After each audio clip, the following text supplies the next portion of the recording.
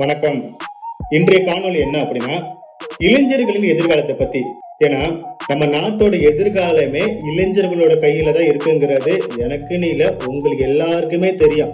So இப்படி இருக்க பட்சத்துல வளர்ந்தவர்கள் பெரியவர்கள் என்ன பண்ணலாம் அப்படின்னா, உங்களால முடிஞ்ச ஒரு சில உதவிகள் செய்யலாம் இளைஞர்களுக்கு.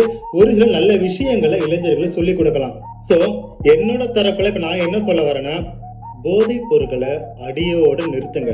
இப்ப இருக்கிற காலகட்டத்துல இளைஞர்கள் நிறைய பேரு போதை பழக்கத்துக்கு அடிமையாகுறீங்க.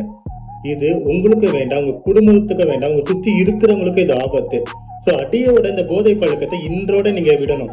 நம்பர் 2, உங்களுக்கு தொழில் ரீதியாகவும் மன ரீதியாகவும் சொல்லிக் கொடுக்கறதுக்கு நல்ல நண்பர்கள் நிறைய பேர் இருப்பாங்க. சோ அந்த மாதிரி நண்பர்கள் கூட நீங்க தேருங்க.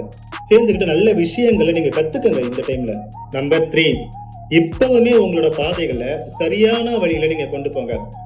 உங்களோட பாதை மட்டுமே இப்ப நீங்க சூஸ் பண்றதுன்னா எப்பவுமே ஜெயிக்கும். சரியான பாதையை நீங்க சூஸ் பண்ணி சரியான வழியில நீங்க கொண்டு போகணும்.